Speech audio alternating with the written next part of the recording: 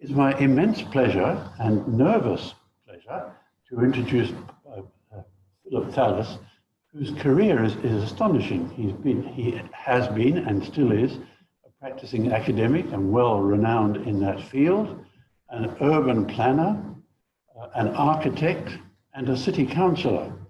And although we're in Sydney, in the middle of New South Wales, in all the institutions that he belongs to, he has never been called before ICAC. It makes him pretty much unique, I think.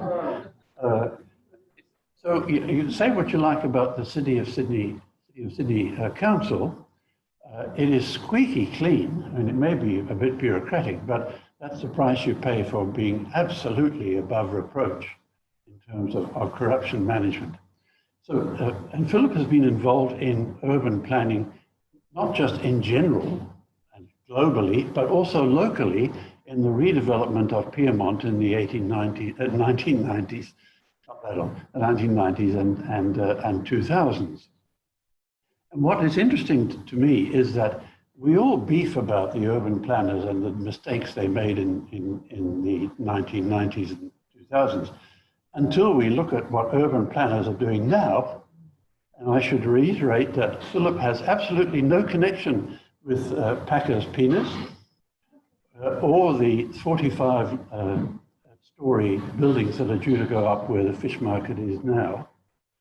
He's a man of immense distinction and immense clarity. And that's why I'm wearing my discouraging T-shirt to sort of keep up to the standards that he belongs to. Philip, it's all yours.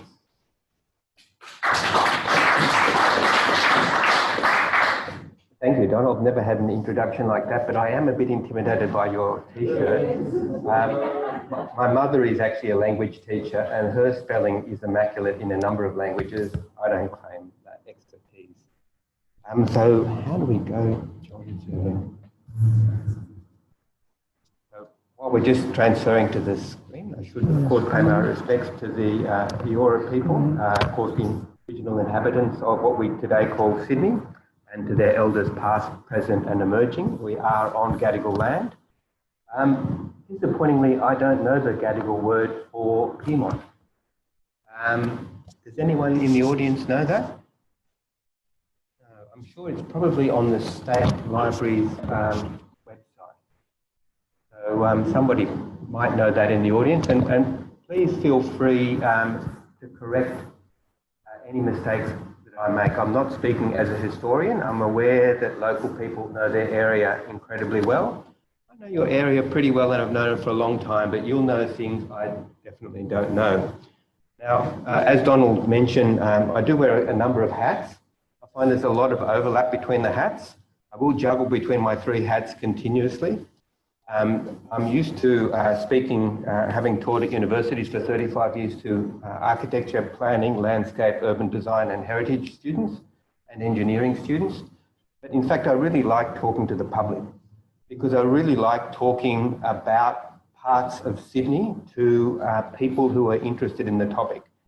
And so that's why I was actually very happy to accept this invitation, because I think people are fascinated by their city, and I think it's really important that your love of the city, that we actually also engage with that. And I think a lot of professionals sometimes appear disinterested, appear more interested in the concerns of their clients and not engaged in the sort of flavour of the area.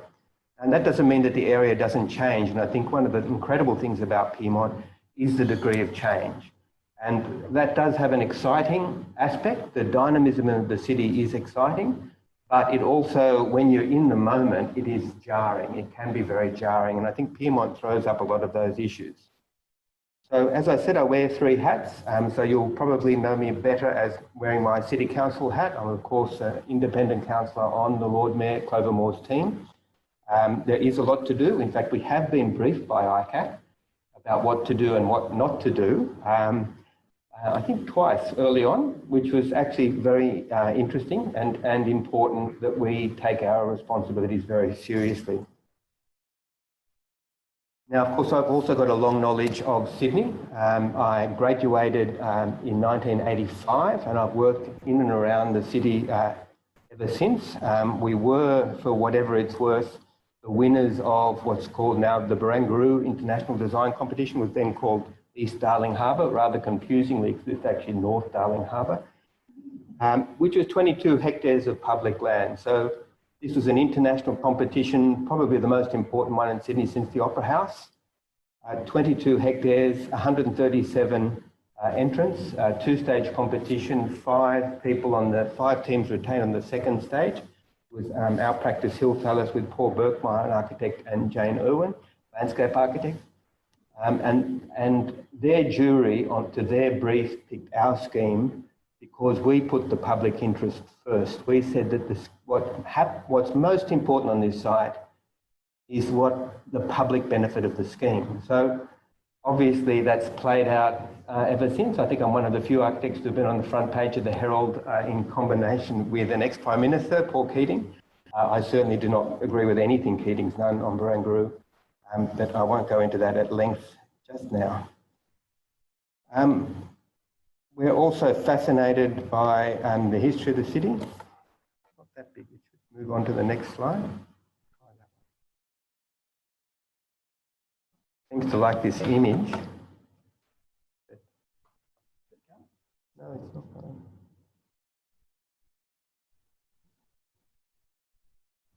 So while we're stuck on this slide, I better talk about it.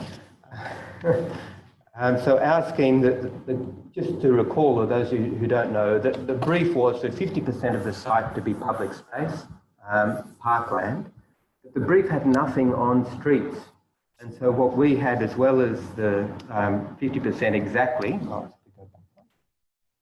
we actually had 23% streets. So there was only, the developable area was really only a quarter of the site. And that's as it should be there. It's public land. And of course, the land shouldn't have been sold. It should be leased, and it should be leased at a short term. In a sense, there's a cathartic thing about how Barangaroo was so terrible, but also building on university research done down here at UTS. I should say 2006 was quite a difficult year for us because we were retrenched from UTS even though we had tenure, Peter John Cantrell and I, and we won Barangaroo and we saw it sort of disappear. So it was how to really recover from that. And so we were approached by the former government architect, Peter Mould, who said, you have to, all this research you've done on Sydney with the students, you have to publish it. And eventually in 2013, we did publish it as a book, Public Sydney. And so this is an important book. I didn't bring it along. It's sold out, so you can't accuse me of promo. It sold out years ago. We'd like to do a second edition at some point. It's been suggested to me that instead of calling it Public Sydney, we could call it Privatised Sydney today, because I think that there's an absolute mania by actually state and federal governments, thankfully not by the City Council, towards selling public assets. These are public assets which have been created in trust, held in trust. I was just having a bit of a discussion on Twitter about the sale of the public housing in Millers Point, which is, oh, sorry. No, I'm not getting this right. Which is up near where Barangaroo was, which was vacant at that time. So that's why we didn't draw it, because there's nothing public in Barangaroo. And you know, that public housing has been sold, even though it was built by the government as the best workers' housing and maintained by over a century of state governments through depression, through World War. In fact, built on the back of bubonic plague in 1900 as model housing, and this government saw fit to sell that. So I think that the scourge of privatisation, I don't really see privatisation as sort of a left-right issue. I find that when I talk to almost anybody, most people in the audience are strongly supportive of privatisation, whatever their views are elsewhere on politics, because it's something people understand themselves, the value of things which you hold in trust for future generations, built standing on the shoulders of the best work of previous generations. And I think that that's a very important thing. So I can't spruik my book because it's been sold out, but I can spruik a jigsaw puzzle that we are actually bringing out on Public Sydney, a 1,000-piece jigsaw puzzle, which will be out well before Christmas. And in fact, this is a much larger area just in this Pyrmont, I'm sorry. just gets Glebe Island, and a much bigger area includes a lot of the inner city suburbs. So be quick and place your order. There are a couple of books on Pyrmont which I have read in the distant past, and I'm sorry, I just couldn't find my other one. How many of you have Shirley Fitzgerald and Hilary Golder's book on Pyrmont? It's hard to catch these days. Hale and Ironmug, the publishers, actually published about 20 local histories around Sydney. They're very good. Shirley Fitzgerald's a former City of Sydney historian, and actually quite a good friend of mine. She's an excellent historian. I've got about 8 of her books on Sydney. But there was another book by, I think, Michael Matthews, who was a independent city councillor back around 1980. Yes, so actually even before Clover. And so that's even harder to find than this book. In fact, I couldn't find it on my own bookshelf. But they're both excellent books on Ultimo and Pyrmont. Of course, this was published at the time of a lot of change. In fact, it's showing an image of what's now the Water Police site on the cover, but I'll come to that later. I do like to talk a lot about urban history, and I do like, I won't show so many images of the life of the place, but I think I'm going to show you a lot of plans of the city. So my indispensable assistant at Council, Pamela, has actually been in contact with the city historian, Lisa Murray, who's actually supplied some of these plans. Actually quite hard to find. Some of them are on the City of Sydney's atlas, but some of them actually aren't City of Sydney plans. So what's quite remarkable about the Pyrmont Peninsula, in fact, when you look at this plan, can everyone see with the row of lights? It might be better for plans to turn off, if it's possible, the first row of lights. And I will have another go at using the pointer. So what's quite remarkable about the City of Sydney is that for decades, it was actually, the city centre was landlocked. So the city centre had actually been defined by a diagonal line by Governor Philip just before he got on the boat from Woolloomooloo Bay across to the headwaters of Darling Harbour, which is actually on George Street, the corner of George Street and Hay Street, Campbell Street. And so the city very much occupied this area, and Palmer received a huge grant, and the Riley estate here, which was not broken up till the 1840s. But that was nothing compared to what happened in Pyrmont, because Ultimo and Pyrmont were predominantly the Harris estate, and Harris's land was, Ultimo House is where Sydney Technical College is, and Ultimo Road was in fact the driveway to Ultimo House. So that was down here. And with the exception of this end, which was subdivided, as we'll see, by Elizabeth MacArthur, who owned it. So it was, the whole peninsula was in 2 ownerships. Up till, well, this is the first subdivision is 1836, but we'll look at that in a minute. Because you might not be used to looking at these maps, it might be probably easier for the people looking at home. This is the first subdivision of the MacArthur estate. And here you can see it, this is an 1836 project, so it's not what was built, it was what was intended. And what you often find when you look at urban plans is that they show the intention, and then you need to actually overlay a succession of them to understand what happened.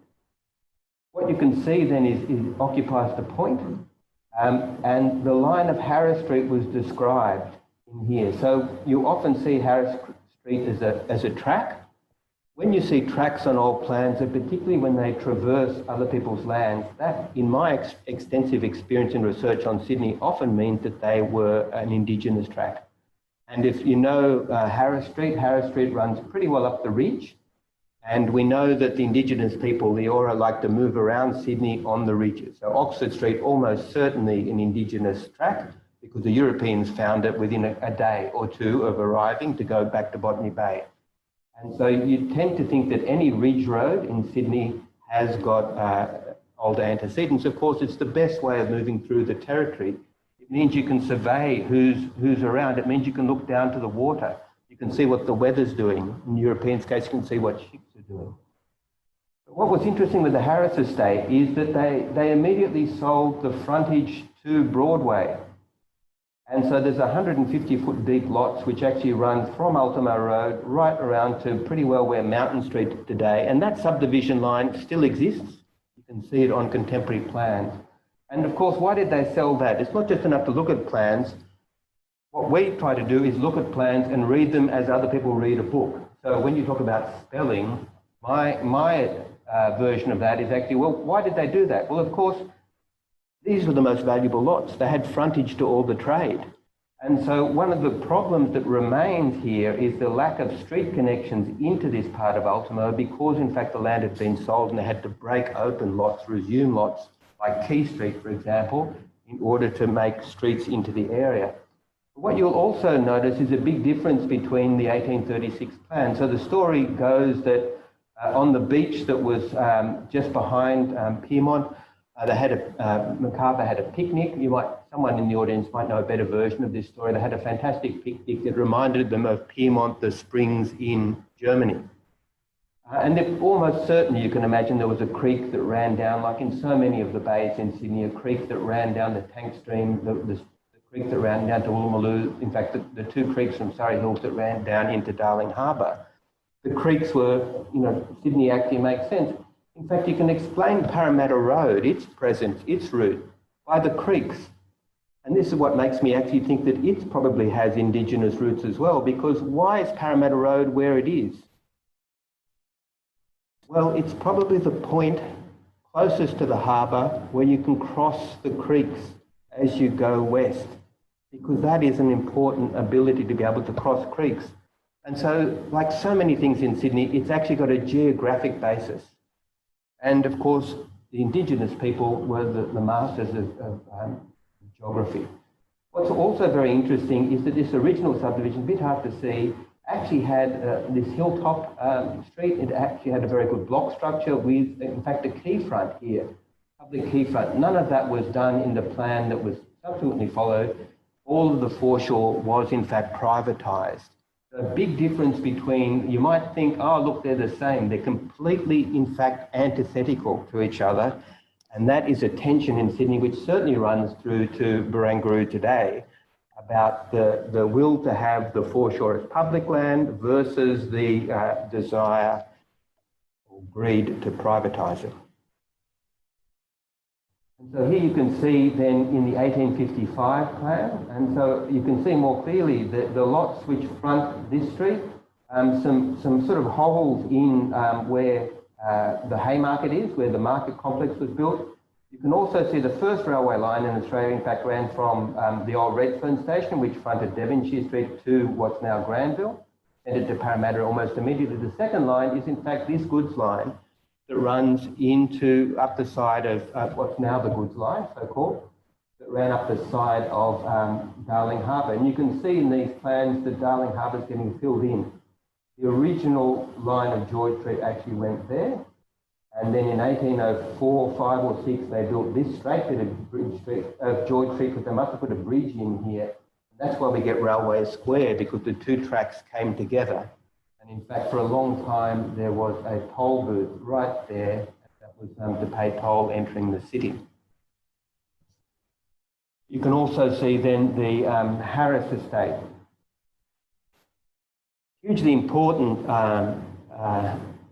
issue with Ultimo and Pyrmont is the imposition of infrastructure, and how this area had, in a sense, been a blockage because Harris' family held it until the 1860s.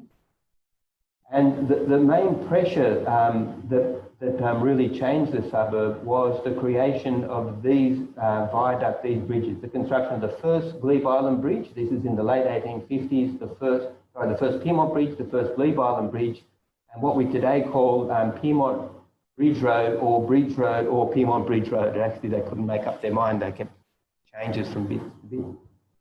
And in so doing, of course, they sealed what is today's Wentworth Park, which was sort of the putrid mudflats, because things like abattoirs and tanneries, two of the most noxious urban activities, were down here. The abattoirs were subsequently moved over to Glebe Island, as you'll see.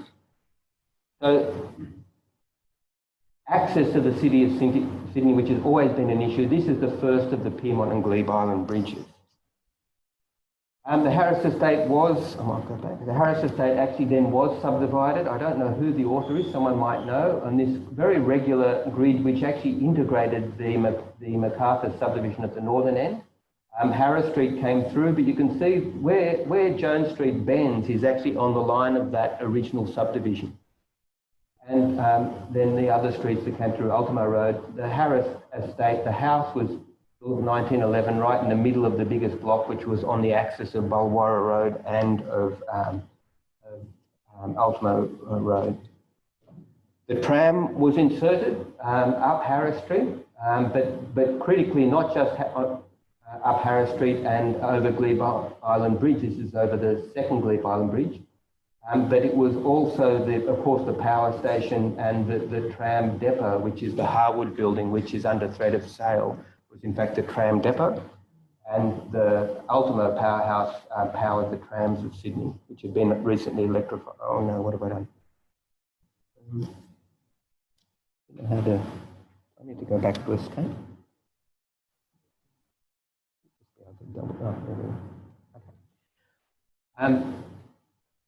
As I said, the construction of Bridge Road or Pyrmont Bridge Road actually led so many places up and down the harbour. What was then deemed as a noxious swamp, we'd call it a wetland today, or an intertidal zone. That was then walled off and filled, usually with rubbish, and that made quite beautiful, open, unitary Wentworth Park. So you can see no grandstands here, completely open with the street frontages all the way around. One of the most generous parks at that time in Sydney, because in fact the plan of Pyrmont had no parks. And I think that's one of the failings of that plan, is that neither of those estates had any parks at all. It was all about real estate. Just to look at Glebe, the railway then, the goods, what's the extension of the goods line through Wentworth Park and through Jubilee Park, Glebe and through Pyrmont was added during the First World War in 1916 and 17 on its viaduct through the park. Let's have a look at Pyrmont Bridge. And so this is an early photo of Pyrmont Bridge. So it's built in the late 1850s. And you can see that there's actually virtually nothing in Ultimo and Pyrmont. It is just bare rock. I'm not aware of if there'd been timber cutting. I can't imagine it was that bare initially. And basically the first reaction, in fact, you can't see a single tree in that photo at all, or in this one. This is a view from Pyrmont. Not sure which street exactly you'd be standing on there today. Can someone have a guess where you might be? Obviously you're a bit south of Pyrmont Bridge Road. You're looking across, that's actually the Tower of St James. And so you can see how diminutive the city of Sydney was at that time, and how rudimentary the bridge was. It did have an openable section in the middle. And here's a view on the bridge, looking, of course, at Pyrmont, a bit of a giveaway, Pyrmont Brewery, definitely looking west. And then here you can see then the extension of these goods lines that had run up the side of the city in the 1850s and then were extended, because this was the only place in the harbour where you could actually get produce from inland Australia to a port on a railway line. And that was a chronic problem of the Port of Sydney. Of course, you can see Sydney developing here, the town hall and St Andrews very much in presence, and just the city generally larger. Now, this is just before the replacement of Pyrmont Bridge with the new bridge. Sorry, I did have a slide that actually had the two bridges together with the swing section of the new one over the old one. I don't know where I put that. This is the new Pyrmont Bridge, built by the engineer Percy Allen. So you can see it's a much taller bridge, and it has this incredible swing mechanism, which was purpose designed by Allen. Here you can see it again. And so it meant that it could pivot so that ships could come in, perhaps in and out, and service the wharves, which were still in Darling Harbour. And I did say I had a long professional relationship with the place. In fact, my first job was on the Darling Harbour Authority in 1985, which was a terrible job. It was a terrible project, and it only lasted 6 months. It was very clear to us as recent graduates that this was a terrible way to build a city. But we did get to visit underneath the bridge when it opened, which was pretty fantastic. And so there's actually this drum, and what happens is the bridge gets lifted, and it's on a series of small steel wheels that rotate at 90 degrees, and then it rotates back. For some reason, we've got bridge climb that we don't actually have an equivalent for Pyrmont Bridge. You think it might be a good idea. But in fact, what you could do, there was this lighter, this timber structure, which of course protected the bridge from the ships that came in. So this is my slide from 1985. And I'll show you a lot of my slides from the 1980s and 90s. This is what Darling Harbour looked like, and you can see why the bridge was actually open, and so that it's almost like a turning circle for a vehicle, so the ships could come in on this radius. Really quite a beautiful foreshore alignment, which was all swept away, I think, in ignorance in the 1980s. And then of course, then DMR, the dreaded Roads Authority, or RTA, RMS, they wanted to knock this down because they just built the motorway. And you can see that they quite brutally cut it off at the city end. And so the bridge had sat there between 1976 and the mid-1980s. Irony of irony, here you can see it in the mid-1980s, Darling Harbour under construction. And ironically, the only thing that actually retained the bridge was the monorail. That they used it as a substructure, and because they couldn't get the monorail across otherwise, or they couldn't justify it visually. Of course, the monorail is departed. I was one of the Sydney citizens that established the protest group against the monorail. It was obviously a stupid idea, and they obviously should have put light rail in at the time, because I was actually evaluating that on the Darling Harbour Authority, and they picked actually almost the worst option, which was the monorail. But can you imagine this bridge now? Can you imagine Pyrmont without this bridge today? Has 25,000 pedestrians in the morning. I mean, it's just an indispensable piece of pedestrian infrastructure for the city. And what a fantastic experience it is. And so here it is in 1985, derelict, and here it is with the monorail finished in 1989. Of course, monorail thankfully gone. And the swing section still in evidence. So I haven't seen it open for some time. I don't know if anyone has seen it.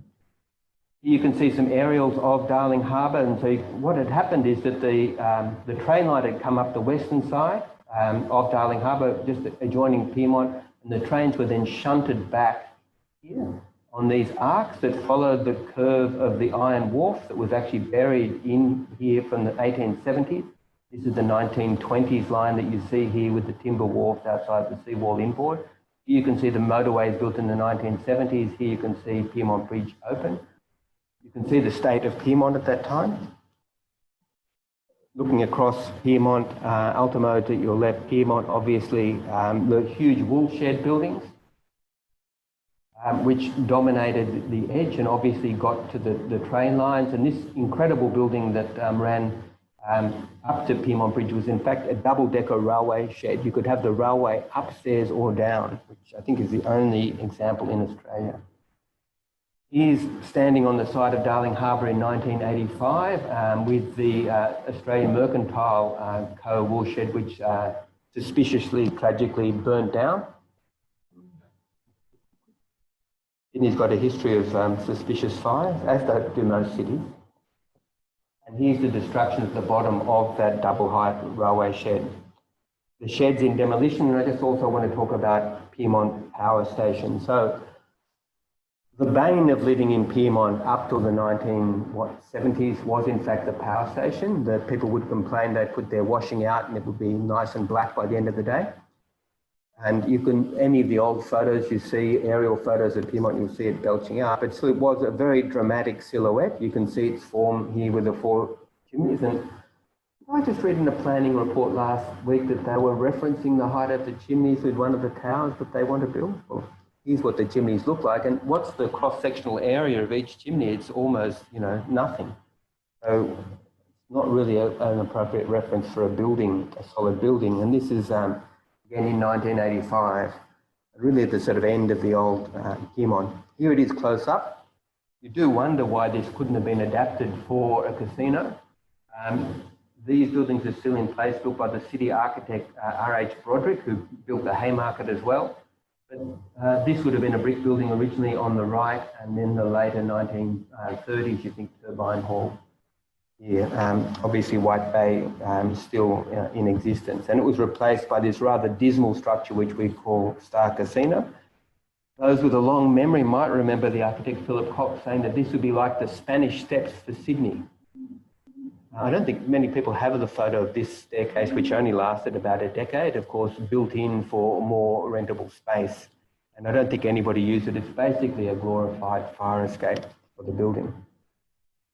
Glebe Island Bridge, then, hard to believe that this is looking from Pyrmont to Glebe Island. The indicator are the abattoirs, I believe, over on this side, and this is the forerunner of Victoria Road. Here you can see it with the beginnings in the foreground of CSR development, when CSR started, what, in 1875 in Pyrmont.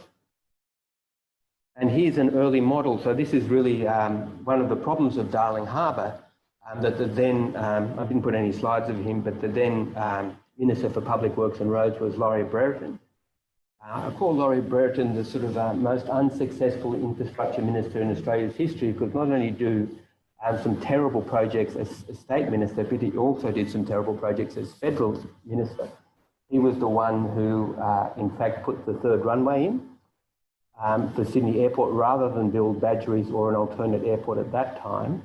And that only cost some $200 million, I think, at the time, but it had more than half a billion dollars in unsuccessful mitigation of trying to soundproof the houses. Isn't that, you know, a litmus test for bad urban planning, when actually the mitigation, unsuccessful, cost more than double the actual piece of infrastructure in the first place? Well, you could say the same thing about this project in Pyrmont, because this motorway through Pyrmont's absolutely devastating. Of course, it was originally intended in the 50s to go through Glebe, would have had the same effect as Glebe as it has in Pyrmont today. Thankfully, Glebe was spared, but Pyrmont wasn't. And when I worked on Darling Harbour, they had the choice of whether to erect those extra motorways. You saw there was only 2 arms actually built. And the plans for that motorway were 1955 plans drawn by Los Angeles traffic engineers. The drawings were in feet and inches. We made a historic mistake at that time to proceed with that motorway. But now there's a historic opportunity, because if they really are building the Northern Tunnel, and I've certainly been pushing the City of Sydney to see if we can get rid of this scar through Pyrmont altogether, or if we can at least diminish its impact on Pyrmont, Ultimo and Darling Harbour, and in fact the city. We did at least get rid of this ridiculous off-ramp. There's just a stub there with the cycleway. That's where the Meriton building is today, which was where the incinerator by Burley Griffin was. This is my slide from 1995 on the old Glebe Island Bridge. It was fully operational up till that time. It was taking all the traffic, which is now on a new bridge. You can see it in construction. The new bridge, a copy of a bridge design in France, which is much more elegant because the legs were much closer together, because there's only 4 lanes, where this is 7. So they sort of bowed it out at the railway, at the road deck. And look, I think its scale is certainly very striking. I think it's sort of probably growing on us all. But you've also got to remember that this earlier bridge was actually a much lower structure, didn't have the gymnastics. And do people know why it was actually changed and raised?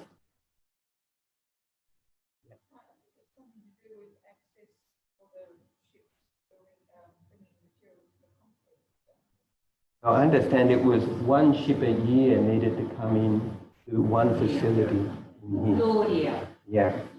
And so, again, a huge overspend on the infrastructure in order to actually deal with one private interest. I'm just going to look at a piece of Pyrmont that you'll all know, you'll all have walked through. I'm going to look at a series of blocks in from Harris Street. So Harris Street on the west, you'll all recognise Union Square. You'll all recognise in the top left, as you look at it, of the image. Top right is Pyrmont Bridge. Itself, the red bricks, is where the gateway to Pyrmont Bridge. You can just see the monorail entry. And we just looked at a couple of the blocks that were developed in this area. So I've actually paired historic plans, subdivision plans, with today's aerial photo. Sort of thing that I do, sorry.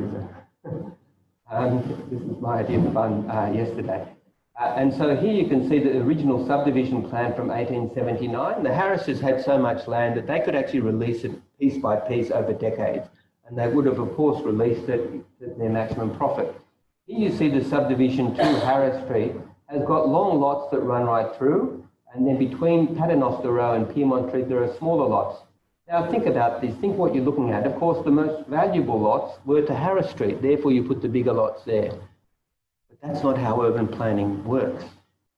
Because what actually happens is the people on the secondary row, many of them then build in the backyard. And so the row which you all love, which is heritage listed on Paternoster Row, here is actually an example of dual occupancy, doubling the density for the most privileged lots. And so I often hear people say, oh, you know, developers, you know, it's not like the old days. No, sorry. Development always had a tendency, which is to maximise profit. And you all live in development, as do we all. So it's just interesting to look at these patterns. These patterns are played across metropolitan Sydney today. It's the same pattern you find historically in older parts of the city. Also interesting then to look at the block with Pyrmont Street. This is a bit south of Fig Street, poor Fig Street, desolated for the motorway that charges through there. The wool store on the facing Darling Harbour, and then the terraces all gone now for this huge complex, which is now largely residential and central. Again, the small triangular block on Union Street, and so you can see Pyrmont Bridge Road cut across the grid. And I don't know what they thought they built on that tiny triangle to the south on Pyrmont and Edward Street, but they did show a building there. You can see terrace houses, and what happened is someone clearly bought up those terraces and re-subdivided and built 2 warehouse buildings. And you'll find this process of replacement buildings, it's the most acute in the city of Sydney, but Pyrmont's got a lot of this sort of replacement. Something I didn't know till actually looking at it this week is that, look at this, this is the sale, City Council freehold, Pyrmont Bridge Road resumption. So the City of Sydney had actually resumed the part immediately south of the bridge and had re-subdivided it for warehouse lots in 1922 and had resold it. And you can see that in so doing that actually widened part of Bridge Road, Pyrmont Bridge Road, which I suspect is why they did it. That little triangle is in the middle, it's a little square there. And it has a lane, and so these are not terrace house lots, these are industrial lots. They're thinking warehouses, and in fact those warehouses were there and now replaced by the bigger buildings. Now the history of resumption is actually quite a complex one. Of course, the entire, as I'll show you, the whole of Darling Harbour was resumed, but extensive areas of Pyrmont were also resumed. And in fact, I think there's one of the best works of public housing ever built in Sydney is the result of some of them. It's a project by the City of Sydney. It was an architectural competition in the 1923. It was won by a professor of architecture at Sydney Uni, Professor Leslie Wilkinson, who teamed up with J.C. Fowles, and on to have quite a major firm. This is their competition drawing. It's what we call today Ways Terrace. Does anyone live in Ways Terrace? Never been inside. I'd love, this is what I show. This is part of my History of Sydney Urban Housing lecture, so I'll just go into my academic hat for 1 minute. Fascinating scheme.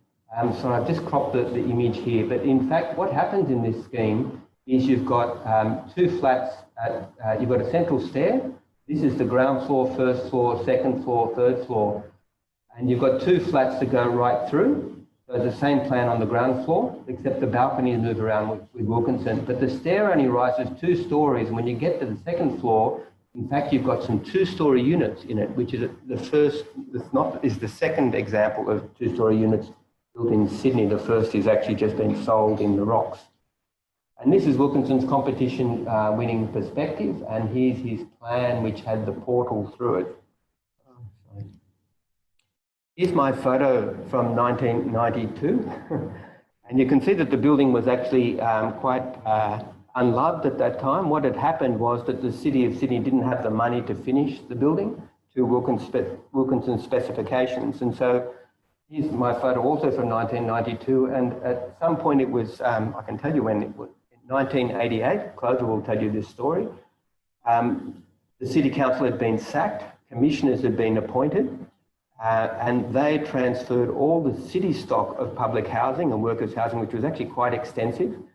This building included buildings, the Strickland building in Chippendale, buildings in Glebe and the like, were transferred for $0 to the state government, to the Department of Housing. So the city lost an enormous asset. And the Department of Housing did actually restore this building to some extent. And so the shutters which were on Wilkinson's scheme were only built in the 1990s. They weren't there historically. So I love talking to students about this building because it has this grand scale to the entrance. You can see that the entry is open air. You can see this huge window in the middle of the facade, which is propped open, are these two horizontal windows. There, the common stair, the top of the common stair. Wilkinson was very interested in what we call today environmental design. In fact, you'll find that through the history of architecture. And you can see these different openings. So the shutters restored to these openings. This is the west facade. You can see these little Juliet balconies.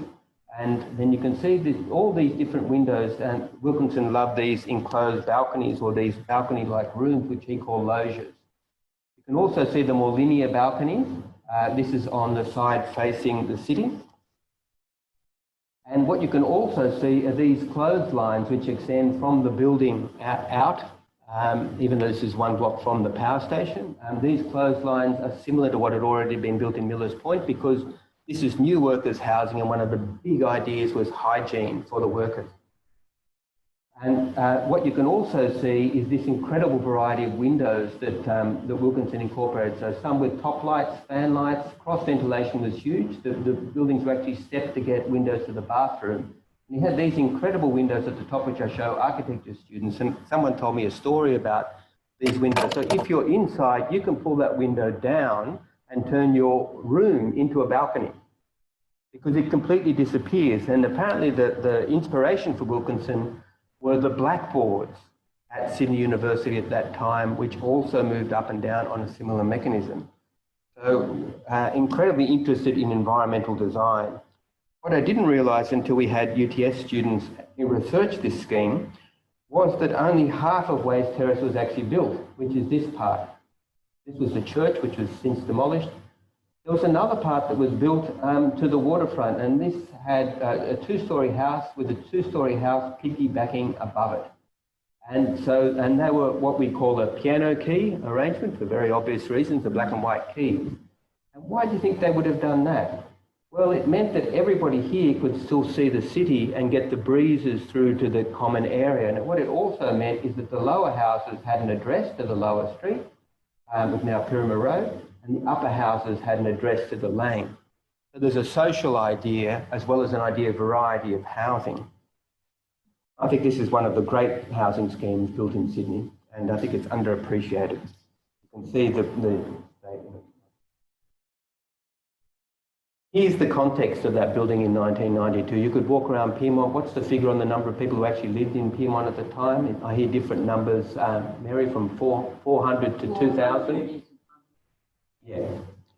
And, you know, there really just was block after block of any empty building. So I did walk around extensively at this period. So I'm going to just take you for a little walk and see if you can spot where you live today. Here's Harris Street. At the top, looking down to the water, you can see what became the water police and the sheds on the opposite shore. Again, just nothing there. The railway cutting coming, I'm standing on the railway cutting. The view looking down to Jones Bay Wharf. Jones Bay Wharf on the left, along that substation's gone, I believe. And then looking at the buildings which have only been restored on the waterfront. Jones Bay Wharf itself, without the additional building which is on the left of this slide, and built like all of the great wharves in Sydney by the Sydney Harbour Trust, with their engineers, in particular H.D. Hickson.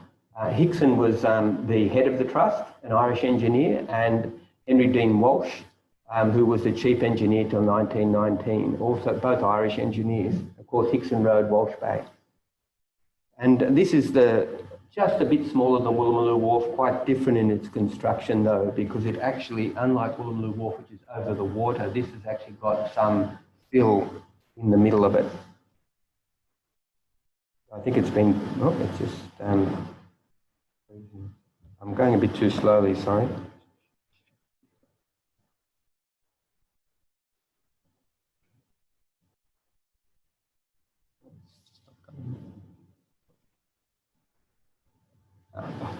Does anyone recognise where this might be in Pyrmont?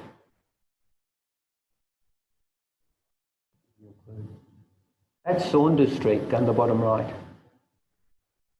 So incredible to look across Pyrmont in the 1990s. What have I done now? Incredible to look at Pyrmont and how dominant the UTS tower was at the south end of Pyrmont. It will be insignificant if the state government's plans go through. You can look, I'm standing on various hills, the Silvery Hill, looking across down Saunders Street, looking across the railway cutting here. That's where Channel 10 is, looking across at the Silvery Hill. This is Edward Street in Pyrmont before the light rail. Edward Street, which always had an open vista to the harbour. You can see a working harbour here. Disappointingly still fenced with a light rail. I'd love to take that fence down so that people can simply walk through here rather than that ridiculous staircase that's on the side. High time that was done. I've been trying to take down fences ever since I was on council, but it's a state government fence. Here you can see at the top side the north end of Pyrmont Road and the demolition of the old coal store, which you can see in the bottom photo. That's Point Street in the middle of the bottom photo. And these are pretty well standing in a similar position. So the top one's in Point Street, the rise of Point Street, the coal stores on your left, and Waste Terrace no longer visible with the Upper Point Park. And then photos of the first stage of Pyrmont Park in demolition. It was wharfage structure. The outer deck is a timber boardwalk. And the seawall was inboard, and so that's why there's the outer walkway and then the inner walkway, the inner park interpreted. These are quite favourite shots of mine. So these are all my own slides. This is obviously the Upper Point Park, looking across it, still operating CSR, the bridge under construction here, Glebe Island Bridge, Anzac Bridge, and the functioning power station. Now only the facade is retained here, and there's quite a story why they did retain that facade. And of course, Pyrmont was something of a cause célèbre in the around 1989, 1990, early 1990s, as incredibly rare. In fact, there's very few examples in Sydney of cooperation between the federal, the state, and the local government. And it was the Ultimo Pyrmont Regional Environmental Plan, REP. I did work for the Department of Planning at that time in their Ultimo office, which was opposite the powerhouse entry. And here you can see some of the intentions. And of course, there's the Building Better Cities program by the federal government, the Deputy Prime Minister Brian Howe. And that's why Pyrmont has light rail. It's why Pyrmont has affordable housing. It's why Pyrmont has a number of the public parks that it had. I think Ultimo Pyrmont, I remember working with Chris Thomas, who's now the design manager of the City of Sydney, and he did, I believe, the first public domain plan for any part of Australia, which was actually for Ultimo Pyrmont. And here you can see the area in redevelopment. Of course, it was prime. It was right next to the city centre. There was so much vacant land. There were opportunities to make these new foreshore parks, a whole series of them, the first stage of what's now Pyrmont Park. Arguments about the size, and Tom Uren was involved, Knowles was the planning minister, the size of the Upper Point Park.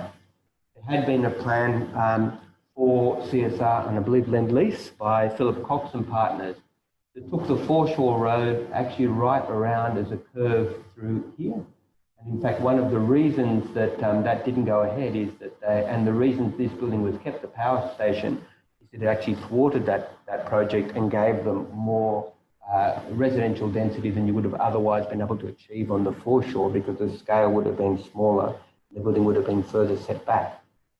But there's also an important historical reason why this project was possible. And that goes back to the bubonic plague of 1900, and which killed over 100 people, just to put COVID in perspective.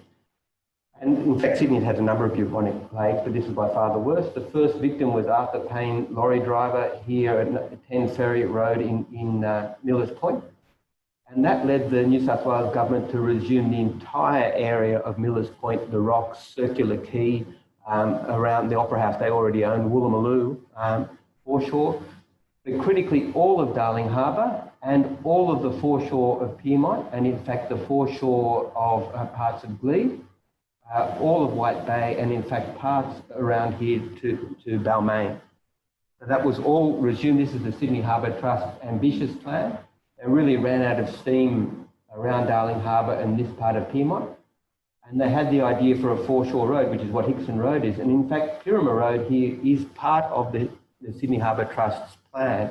And even the roads which you see on White Bay and partly around to what's now the cruise ship terminal, actually part of this project by the Sydney Harbour Trust.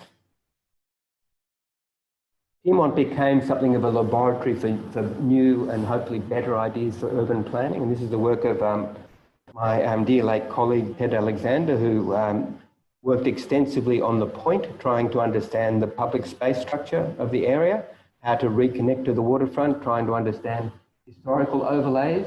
So these are, as I'll show you a bit later on, historical overlays. You can see that the wharf, Jones Bay Wharf, built entirely out over the waterfront, whereas Darling Island, in fact, it did have an island. Also, you can see the CSR wharf, which dated from 1875. So ideas about urban design, street blocks and the like, more urban type of housing than was the form, and pioneering of urban design controls. And you can see the sort of mid-rise scale, which was predominant, sort of 6 to 10 stories. Saunders Street, again, and in fact, I worked on this master plan, which is the Saunders Street site, so Channel 10, 1994. And then the creation of the street loops, stopping that motorway going through that ramp, and looking at options for the cycleway connection. We did want to bring the street around on the edge of the cutting, which this got more development in. And then, I don't know if anyone in the audience was here, but I ran the community consultation for for the John Street Square in 1995 with the community as it was then. I'm sure there must be someone who was at those meetings. And that proposed the creation of a square in front of John Street School, the old Pyrmont Public School, built by William Kemp, architect for the Department of Public Instruction. Kemp, of course, also built Sydney Technical College at the other end of Bulwara Road. I don't think Kemp could have imagined that 120 years later there'd be the Pyrmont Fair. This is last year's. And the school would now be the community centre, but he's building virtually in mint condition, quite remarkable, the quality of Kemp's public architecture. And the transfer, Mary, you might know, I think the transfer was actually as part of that deal, the federal and state governments and local councils at that time, the community centre, what dates from 1991. Yeah. And looking at Pyrmont from the north, there was also one of the rare architectural competitions for new forms of housing won by a young architect, Angelo Candelapis, who's now one of Sydney's finest architects, who built other buildings nearby. This was the competition-winning scheme. Some of you might live in it. I don't know if anyone lives in that one. Department of Housing scheme, I think they built a number of projects in Glebe and in Erskineville. But I think their building in Pyrmont is the best. John Gregory was the design architect. And so this is the last significant public housing built anywhere in the inner city. And I think this is a very fine building. Now, I've heard a rumour this week that part of this building, they've been given notice, so they'll have to move out in 7 weeks, 7 years. I don't know if anyone's heard that. I'd be very interested to know. I've alerted the Lord Mayor's office, and I'd obviously want to alert Alex Greenwich as well, if that's the case. But actually very fine public housing. And then the rediscovery of the terrace house. So these blocks of terraces, some of you might live, they're just virtually across the road. And then the development in the CSR land, and again, some of you might live in these buildings at the top by American architects, more ruddle-yuddle. I don't think the architectural community are very keen on these buildings today. I remember challenging the Lend-Lease project manager. I said, why such buildings? Why couldn't you have an Australian architect and do something far more particular? He said he didn't think at that time that there was actually the skill in the architectural profession in Australia. I disputed that at the time. I still dispute that.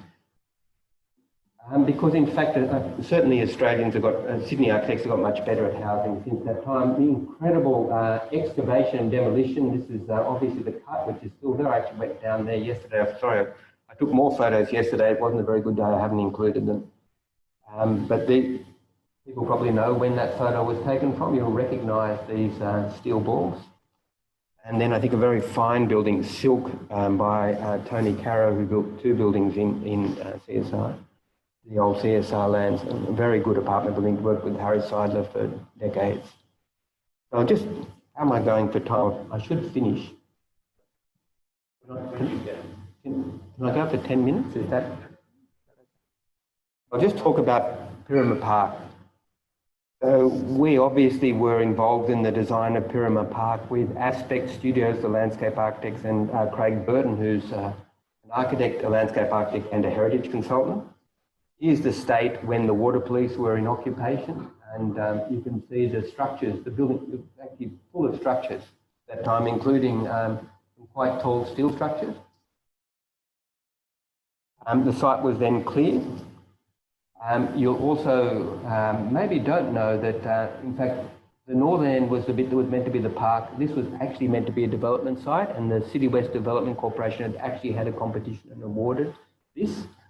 And when Clover became Lord Mayor, the city actually bought this land from the state government for the park under pressure from the community. And so here's the first stage built, so you can see the transformation. So that photo is more than 10 years old. You'll see the trees have grown quite a lot. I had lunch there yesterday just to get in the Pyrmont groove. Here you can see then in detail the point. And so this is the 1836 plan. What it seems to show is a beach, certainly an intertidal zone, whether it was rock, sand or mud, or I don't think it was mangroves, was so common. And then it had this curious sort of crown of the hill. And Harris Street ran straight down into the water. What happened over time was that this area was extensively quarried, where Pyrmont Park is today. That's why there's a big cliff face there, and large industrial buildings were built there. And so this 3-storey building, in fact, was built for the timber yards, Gordon and Smith. Huge building with these gantries to load the timber onto ships. That extended out here. You can see the original shoreline was this, sorry, the altered shoreline was the zigzag. What then happened in the Second World War was the site was resumed and levelled. All these buildings were demolished. And you can see there's no Pyrmont Road at that point. They extended the wharfage around this edge. And so that huge cliff that was built, you can see the terrace houses that were on the point at that time. If you know Pyrmont well, the Pyrmont bars were actually at the end of Point Street up to 1946.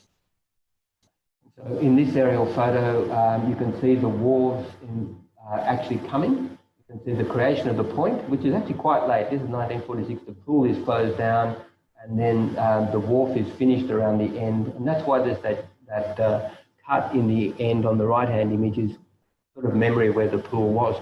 I wonder if we couldn't just put the pool back. The harbour water is getting better. And there were people swimming there yesterday. Great to have a pool back in Pyrmont. But there was also this building, which is a 5-storey sandstone building, which was right in the middle of where the kids' playground was. And that building was only knocked down for the construction of the road through here. So I don't think that building would ever have been knocked down today. But quite incredible, the history of change. And so the site had actually been full of buildings for most of its history. And so we also overlaid all these plans, and you can see the original shorelines back here. The beach was back here. And so you can see the amount of encroachment into the harbour, which is actually the story of Sydney. But when we've encroached into the harbour, it's almost always been for a public purpose. We presented in the community centre and down on site, we presented a number of options to the community. And so we just characterised them as block structure, a cove structure, so reinterpreting the beach, which was actually our favourite option, and the communities as well. So we refined those options, we looked at alternatives, and this was the one that we tried to develop. The other key thing was Richard Plastria, the great architect, had been to see the Lord Mayor. He said that, you know, all the streets in Sydney used to finish in the water, and the importance of removing the structure that was in the line of Harris Street. So it would again, like Darling Street, Balmain, like Glebe Point Road, come down into the water. So these are the drawings we presented to the community. Seems to freeze on certain images. Did you press that? I'll try that. I'll try the other thing.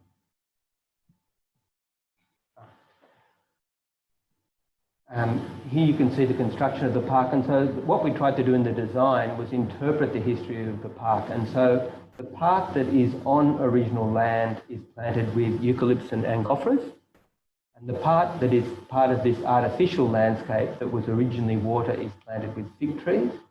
This is flat and open, as so much of the field land was, and this has a sort of artificial topography with sandstone and concrete paths. And so you can see this. You can see how much the trees have grown. The building's still under construction in these photos.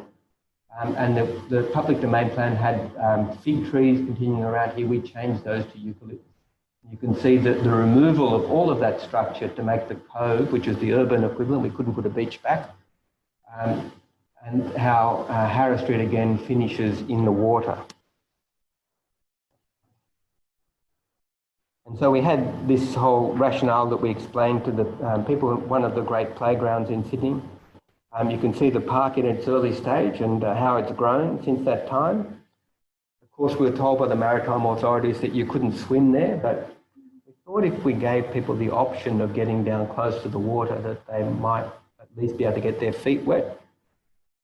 I haven't swum there, but my nieces and nephews have on family picnics. I don't know if anyone from here has swum there.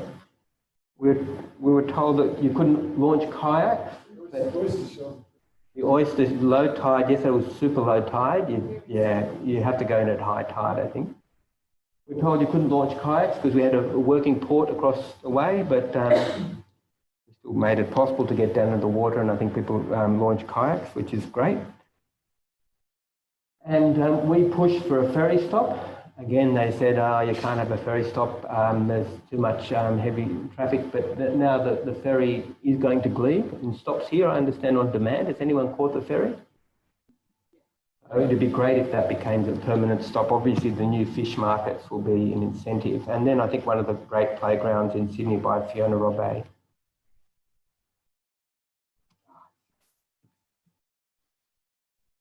And then our building with the cafe and the toilets in it. So it forms a belvedere off Harris Street to survey the park, and then has all the services in the back, the pumps for the playground and the like, and the cafe and toilets. And so you can see the belvedere from above. And it's still in pretty good shape. And then the playground still, I think, one of the most popular and best playgrounds in Sydney, and has that fantastic combination, which doesn't happen anywhere near as much as you would think of: playground, waterfront, public park, toilets and cafe. Why doesn't that happen thousands of times around Sydney? The staircase that we cantilevered off the cliff. So this was, Pyrmont's got this incredible quarrying history, so this is actually bracketed, entirely supported off the sandstone. And then the park as finished. But we come to the era today and the era of threats. And so I'll just remind you that the entire waterfront of Barangaroo and Darling Harbour is in fact in state government control. So these buildings are all approved by the state government, not by the City of Sydney. In fact, almost always against the explicit advice of the City of Sydney.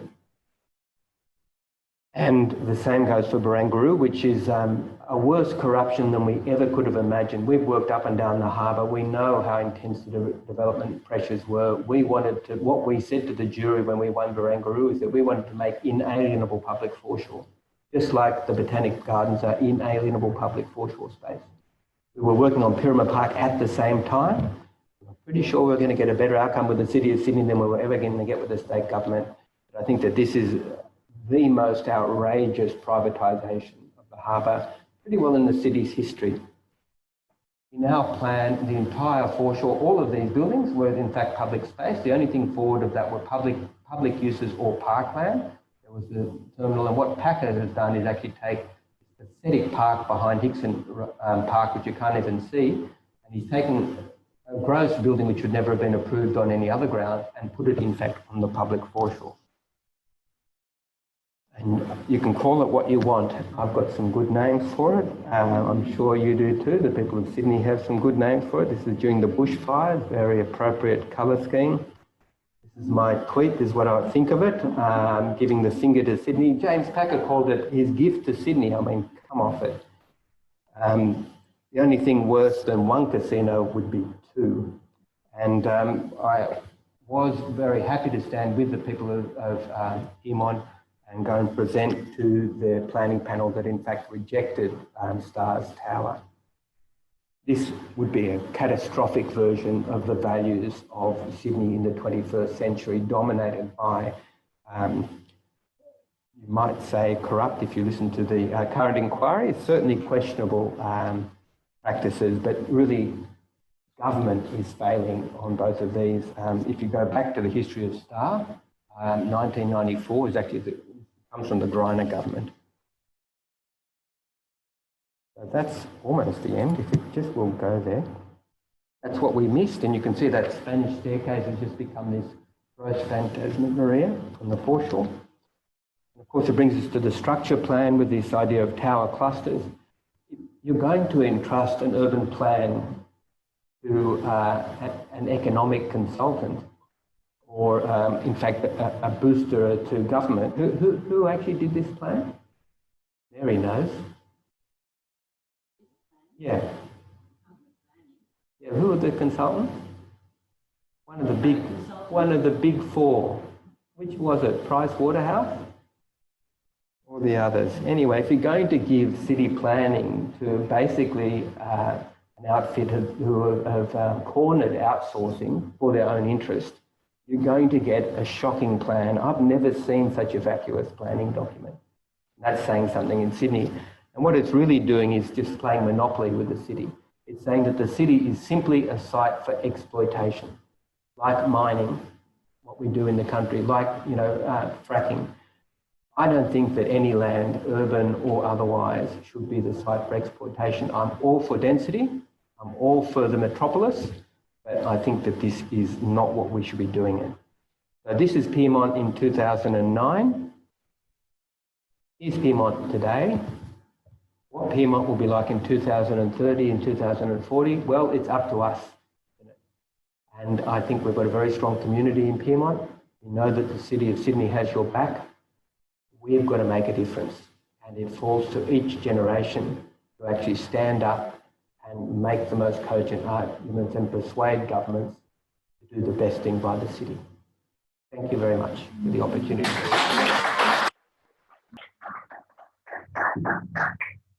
Thank you very much. It's not just information that Philip has been sharing with us, but the perspective which enables us to integrate pieces that we knew already with new information and to get what a clever architectural historian can make of the landscape and the way it's been abused. So a few questions, please, before we break. Thank you very much, Philip. That was a wonderful talk. My question is about your mention of the plague in 1980? 1900. 1900. I wasn't quite sure why that led to the resumption of the plan. Sorry, you can only do one microphone at once. Well, that's a really interesting story. It's a little bit of a long answer, but there were 103 people died. They died in Manly, they died in Bondi. They died actually mostly in the city centre. The first one had died in Millers Point. And in fact, government saw that the plague was started by rats coming from the ship. Okay, so and the port of Sydney had been a chronic problem because it had such poor access, it was so fragmented. So the government saw an economic opportunity with Federation to resume the entire foreshore, to build modern infrastructure that allowed our export industries to get to port much more efficiently. They also bought it because they knew a harbour bridge was needed, and there was a competition for a harbour bridge run by the engineer Norman Sock in 1902. And so they bought more land in order to house the harbour bridge. But they had actually quarantined Millers Point and the Rocks. They actually built a barricade. People in Victoria complained. They actually built a street barricade, and the people were either inside or out. But more people died in the city centre. And so this is actually, the plague was a pretext for resumption. But this is by far the biggest resumption in the city centre. The only big resumptions we see nowadays are for motorways. And that's a problem. Also, the rats were made the scapegoat, and collecting and killing rats became a terrific industry for a while, but presumably also the breeding of them. Yeah, so they came, I think, from Hong Kong, the plague-infested rat.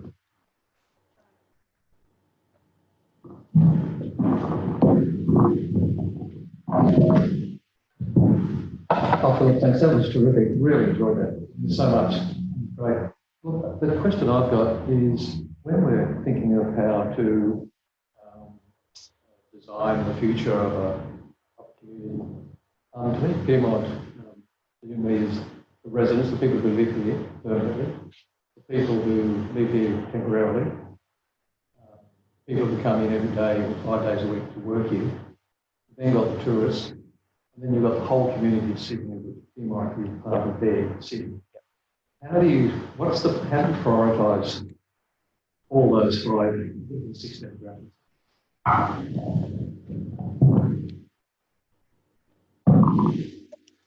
Look, you do need to balance their requirements, and I use the word balance a lot. What happens in city making is you have a lot of valid, as you said, and competing interests. And so you're never going to make everybody happy with everything, but you need to understand, as you've rightly said, you know, Pyrmont is a very privileged part of the city. You've got a lot of harbour. And in fact, the state government and federal government and council have recognised that, because they keep buying it back because of mistakes that were made from 1836 to 1860. And so we've had to buy at huge cost.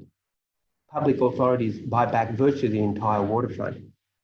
So you can correct mistakes that have made in the past. And that's why I'm talking not as a historian, even though I've got a lot of historical knowledge of Sydney, but I'm really talking as a participant. Because what I'm trying to show people is that the decisions from 1830s are still live today. They still have consequences today. This is why Barangaroo is so bad. This is why Darling Harbour is so bad. Because what you need to understand is that the city's played out over centuries. And what you need to understand is that there's diametrically opposed views. And so I think that's nowhere shown more clearly than who owns the waterfront in Sydney. That is the sort of sharp edge of the problem. And look, you know, tourism is a valid issue. The landowners have got genuine concerns, genuine rights as well. Under planning in Sydney, remember that the Environmental Planning and Assessment Act doesn't mention public space. It's only about development on private land. It really should be called a Development Act, because that's the only thing that it covers. When you think of LEPs and DZPs, they cover private land. Nobody's representing public land. And that is one thing that has thankfully changed recently, with Minister Stokes now being Minister for Planning and Public Space. That's actually really positive. But I think it is always a balance. Pyrmont, I think, if you look at it objectively, is actually a success story, Ultimo Pyrmont, in the last 30 years. I think hard to find too many much better examples anywhere in Australia. The level of cooperation, too many poor apartment buildings built probably is one limitation. But the density is probably okay. In fact, the density is lower than what is being built in places like St Leonard's, Chatswood, even Liverpool and the like. That's probably as much a criticism of those places as a comment on the current plan in Pyrmont. I I don't think we need to be reliant necessarily on 40-storey towers as a way forward in any part of Sydney. But yes, we will have towers increasingly. And of course, there are 20, 25-storey towers on the CSR land, only on that land in Pyrmont. So it is a balance, but I don't think we've got the equation right with this current plan. I think it's a biased piece of work.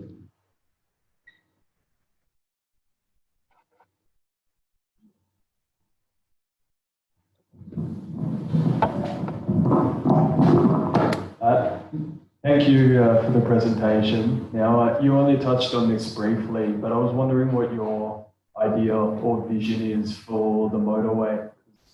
As far as I can see it, that would be one of the most transformative projects to do something about that in the City of Sydney.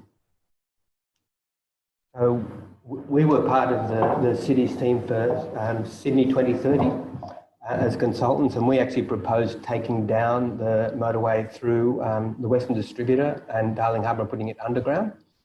I think you don't need to do that. I think you can simply probably knock down 50% of its capacity. Yet what they've done is sort of add a lane on the approach to Anzac Bridge currently. Think of what a failure Anzac Bridge is in terms of transport. And what I show students is I compare the Harbour Bridge, which I think is the best piece of transport infrastructure built in any city in the world. If you look at the Harbour Bridge when it was built, it certainly had 6 lanes of traffic, 2 railway lines, 2 tram lines open for future conversion to the North Shore Rail, what's now pedestrian and cycles on the side. You look at what's on Glebe Island Bridge, 7 lanes of traffic, 1 shared pedestrian cycleway on one side with this pathetic ramp at the end, 1 bus stop where the statue is, where the buses couldn't, if they pulled in, they could never get back out into traffic. So it's completely biased towards the motor vehicle. And we should change it. We should take lanes off it and make it a proper cycleway separate to the pedestrians. And of course, what I forgot to mention is we should reopen Glebe Island, old Glebe Island Bridge, to play exactly the same role as Pyrmont Bridge so successfully plays today. And thankfully, 2 good things in the state government's plan, which are mentioned, is the reopening of Glebe Island Bridge. That's a fairly weak commitment, and the reopening of Wentworth Park as the full and moving that horrible grandstand and the like, which so alienates them. No, not everyone agrees with me on that one. Yeah. Can I just add to that, a few years ago there was a project called Great Ideas, and people were invited to submit their great ideas. And one of the ideas that I thought was particularly great was to turn Anzac Bridge into a park and to underground the road. Yeah, good idea. Yeah. And before people complain about the cost of that, of course that's what they're doing at much greater expense to take the tunnel to Camaray and then beyond. So there seems to be an unlimited budget for motorway construction.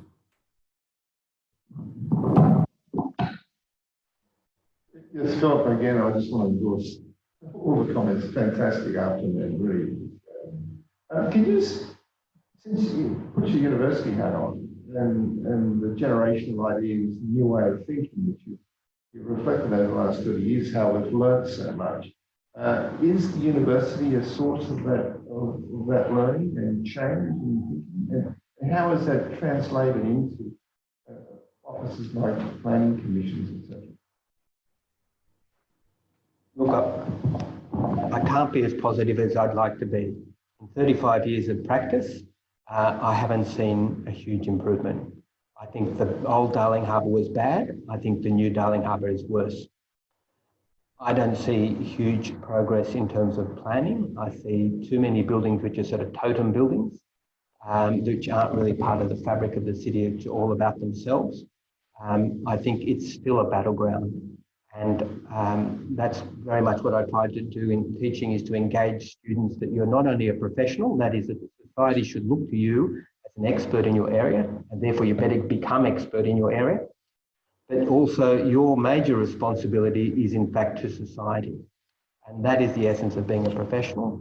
And I also encourage them to just get involved. So I've certainly got involved as a citizen. That's why Clover could twist both my arms behind my back to actually be on council, which is wearing a lot of hats, which is a struggle. But I think we've got to be involved. You know, it's our city. I think we're all driven by the love of our city. I think it's how we express it. And we've got to actually, you know, when we wrote Public Sydney, that is a work of optimism because it shows all the good things that we don't even recognise as being built in the public interest. And there are so many of them. So many of the best things of Sydney are in fact public projects. And we just don't see them because we take them for granted every day. So I think why I really like giving these talks, why it's important, both as wearing my political hat and my citizen hat, is because you explain the city to people and you explain it in its complexity and you explain it over time. And I think that a lot of professionals, planners, architects, landscape architects don't have that understanding of the long time frame of the city. I'm not talking about 3 or 4 year electrical cycles. You're talking about decades. You're talking about mistakes being wrong for the next century or more. You're talking about having to spend billions of dollars to correct mistakes that a generation has made. That's why it's important to speak up and to explain those things to the wider public with the benefit of hindsight that you can then try to project forward to as a form of anticipation.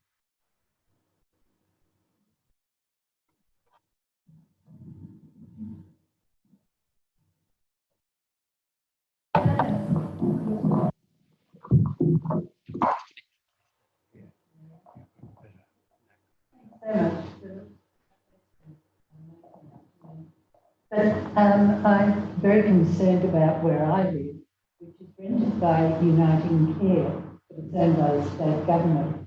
And when you mentioned that they had about 7 years, part of those wonderful buildings, I'm wondering if that's the section, because I've been in touch with Uniting Care.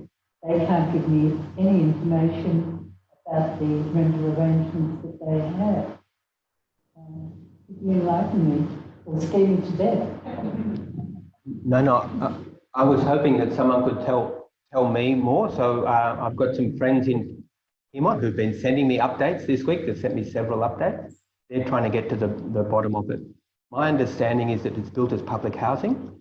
What the state government has done, because they find so difficult to manage public housing well, is they've outsourced it to what are called community housing providers. And so that's happening across New South Wales, which is not in itself a bad thing. And the community housing providers are trying to get enough income to build public housing. Of course, in Pyrmont, the City West, we built the first affordable housing provider. So public housing used to be for about the bottom 30% of incomes in the city. And now it's for about the bottom 9 or 10%. So it's become sometimes stigmatised as welfare housing. Certainly it's acute need housing. So affordable housing is meant to be, you know, up to that 30%. I think it's fair enough, but it's there because of a retreat by state and particularly federal governments in their funding. So I don't know exactly the basis. So it seems like one piece of Bowman Street is leased to the community housing provider. I don't know if that's all of it. The green section in the middle. Yes. That's Uniting Care. Yes, that's what I understand.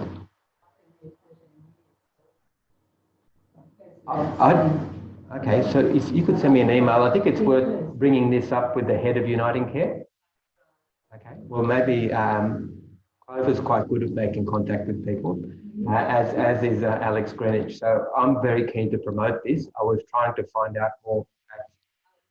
You know, you've got champions on your side. You just need to tell us what the situation is, and we'll include you in taking this forward.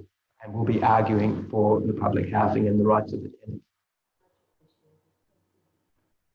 Can I just add that City West housing is just amazing, what there is of it. Yeah.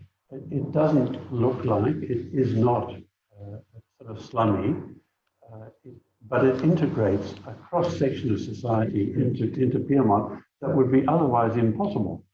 And so if you think about what's proposed for the old fish market site, there's loose talk about having an Aboriginal cultural presence, but every apartment's going to cost 3 or 4 million, and it's very difficult to see how you're going to have any kind of social integration in that situation.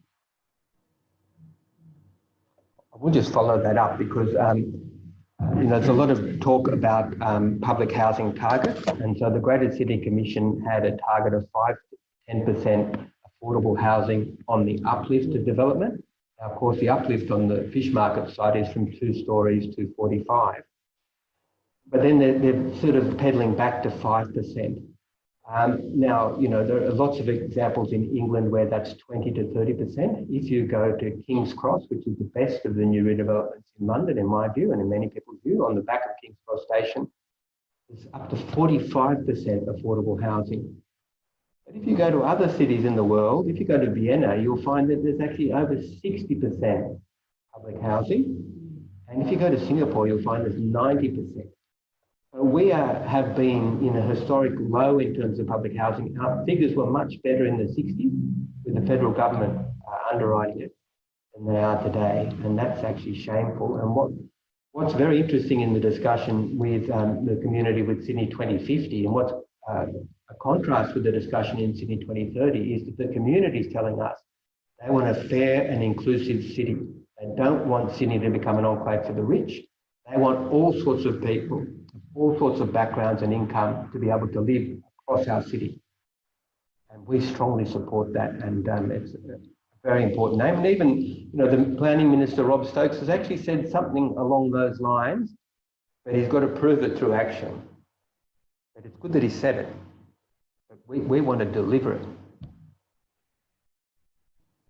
Can I just make a comment about Philip early on to the Michael Matthews book? Michael spoke to us a couple of years ago now, and he left several copies of his book with us, and I will sell them to anybody who wants one for $20. So let me know tonight for preference, or get in touch with me soon. I can't remember how many copies we've got, but it's what, half a dozen, I think.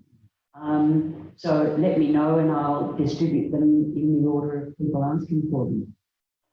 And it's also worth mentioning that there was recently a second edition of the Fitzgerald and Golder book. It's interesting, and the difference in tone is interesting. The first edition is outraged at the savagery to the people of Pyrmont and Ultima. The second one is much more accommodating to the development that has happened. I think that's an important issue. I know Shirley well, and Shirley would be a fighter for equity, and she would have very much been a champion of the then community and felt that they're under pressure. But the reason I included some of those historic plans is actually to show you get used to things and you think that they're quite normal. That's what happens in the city. You get comfortable with your environment. But in fact, it was savage change when it happened.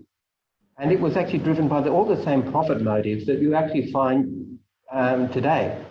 The degree of profit motive today seems to be much higher than at various times in the past. The degree of what it's better call exploitation seems to be higher. But in fact, that has always been a dimension of cities. And that's sort of, I don't like to, you know, developers like to try to say that they own the sort of life of the city. That's rubbish. The dynamism of the city is something that they piggyback on. It's just as much generated by the community, by shopkeepers, by little people, by public authorities. All those players play a role in the dynamism of the city. You living in the city in a certain way. I just dropped my daughter off at Erskineville Road. You know, Erskineville Road was meant to be widened by the DMR in the 1950s. That's why it's got such wide footpaths. That didn't happen. And, you know, but it's sort of got the character actually comes from the people there too. And you're seeing that with Harris Street. Seeing it build with Harris Street. And you'll see it as the community, you know, matures over time. You'll, of course, get generational change in areas. You'll get influx of people. The community isn't a static thing, but they've got to be involved.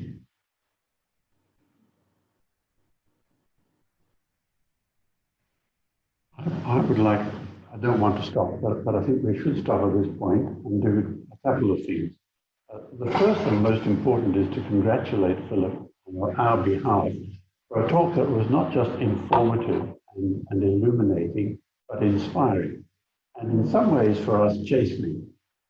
And that's not a bad thing either.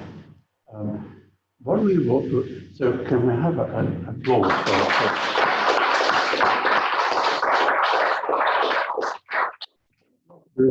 And I hope that our recording mechanism, because it would be a pity if this just vanished. Yeah. Because of COVID arrangements and so on, Carol is very kindly distributing food, so please sit down and stay seated, or if you have to go to the toilet, go fast. But observe social distancing, and we'll bring around wine as soon as possible. Thank you. Thank you. I'd like to thank you for the opportunity. I've never actually given a talk on Pyrmont before, so I scanned a lot of those slides. I've put together those maps with help. And look, it's actually quite a pleasure for me to share this information, this knowledge of the city with people. I do find people have a huge appetite for knowledge of the city, and I think, you know, it's up to us as, you know, whether I'm wearing political hat or university hat or architectural hat, or just as a citizen to engage and talk with love about the city. Philip is described as a fractional professor. Can you imagine what a whole professor would sound like? It's 0.1 of me.